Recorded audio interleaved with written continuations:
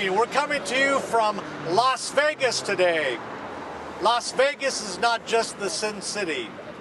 Today we'll be showing you another side of Las Vegas and the people that make Las Vegas another kind of place to live. Today Las Vegas is made up of students, faith-based organizations to bring a dream come true. As you may know, January 12th, 2010, there was a devastating earthquake of 7.0 magnitude. What that did is that put 1.5 million people homeless. What we're doing today is we are building houses. Each of these booths is a production of building a wall. The walls will be assembled together to build a house.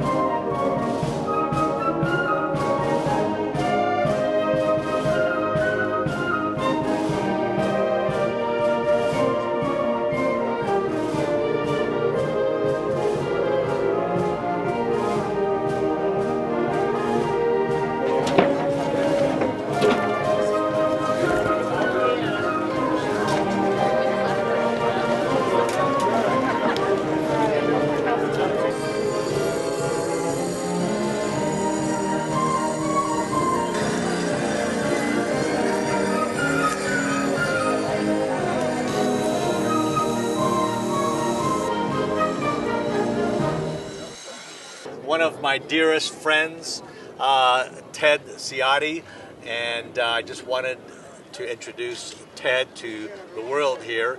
He's done so much for mankind and humanitarian purposes. So say hi to our friends, Ted. Thank you, Oscar. Hello, everybody. Been in disaster relief for over 10 years, probably going on 15. We've done a lot of work all over the world, from the Philippines to the Middle East, and I'm just happy to be involved in this project and to help everybody here with the Haiti project, and then to take this to the next level, to not just Haiti, but to the other parts of the world with various different technologies, all designed to help humanity to move things forward, to increase standards, and to provide better environments for families across the world. I'd like to introduce you to Rick. Rick, please tell us a little bit about you. Sure, Oscar. It's a pleasure. Thank you, Oscar, for coming. It's really great to see you again.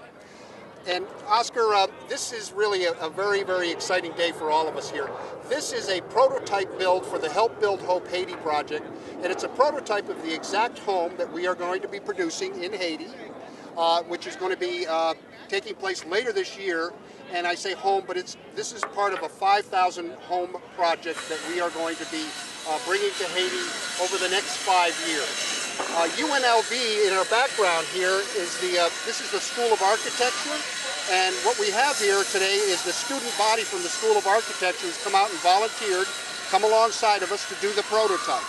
I'm going to walk you through kind of quickly here how this is set up and how it works. This is really just a mock build for what we're going to be doing throughout the country over the next 5 years, going into 25 to 30 major cities, engaging hundreds of thousands of volunteers to do exactly what the students are doing here. And I want to just point out that there was no training involved. Everybody just showed up today and said, okay, let's go to work. And it's really, I think you're going to be amazed at what you see. What we do first is we set up a staging area for all of our materials that we're using to build the homes. And obviously you can see 2x4s there in front of you. We have fiber cement board, which is a cementitious type board. We have some plywood type material and some expanded polystyrene foam. These are the major components that go into the wall elements for the homes that we're going to be building. And as you can see here, this is not a typical construction site. We have elevated work platforms, because really what we're doing is a manufacturing operation here. And rather than having people bend over like you would see at a typical construction site, because here in America, I hate to say it, we're not a stooping and bending society, we're working off of a table. We can be very precise that way. And these tables here, the first tables are our cut tables. We're still building these houses in a way, kind of the old-fashioned way that houses have always been built throughout the world, and America especially. We have guys here cutting 2x4s. That are fit specifically into the different panel sizes that are being produced. So, and everybody has, as you can see, there's some workbooks here. Each station has a workbook. We've designed this to work very simply, really the same way as if you've bought furniture at IKEA, you get it, it's knocked down or it comes in parts. You get then a book inside that tells you how to put it together. Over in this area here, we're now coming to the panel assembly location, where the panels go together. And what we have here, we've built a template that receives the 2x4s and automatically squares them up when they go into production, and we apply our skin to them or our sheeting to them. You're seeing the application here of the panel assembly with the sheeting on it. This panel is now done. It's ready to move on to the next location, which is the final location.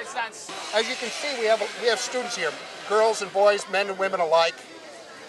At our build function, this is designed so that you do not have to be a skilled tradesman to come to work to build a panel. Look at you. Quite frankly, you could actually come here and help us build a panel even if you're in a wheelchair. Okay, now I'm going to ask everybody to kind of push down, push it down. Go ahead and put it right inside. Push it down good.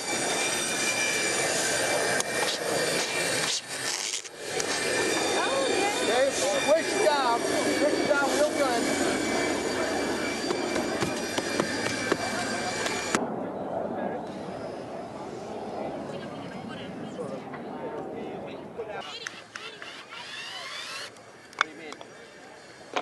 And it actually makes it stronger than any wood frame wall, stronger than concrete block, not as strong as reinforced concrete. Reason being is this all becomes one, and the foam becomes a structural element, and it does something really cool. It does a whole lot of cool things. First of all, it prevents the cavity from any vermin, insects or whatever, because it's treated with a zinc borite. This application over here, if you take a look over here at this particular panel application, you can see someone with a caulking gun. That's a very special adhesive that's made specifically for adhering expanded polystyrene foam to a structural panel. The foam is going in. You can see them pushing it in. It fits very snugly. It's very important from the standpoint of how that polystyrene foam is applied to the panel itself. Where they then are putting a little bit of force on it, pounding on it, getting the adhesion to take place. It's now ready to receive the final skin, which is the fiber cement board. And the other thing is, for both earthquakes and hurricanes, this is like a built-in shock absorber. If the earth shakes and the building shakes, this will take the shock and cause it to basically bounce off the building. Cause it to just simply move but not fail. The problem in Haiti was catastrophic failure with concrete. The buildings collapsed, crushing people. The buildings will not collapse. They'll stay together as one. If something does fall down, this is not really heavy enough that it's going to take somebody out, but it will stay together as one.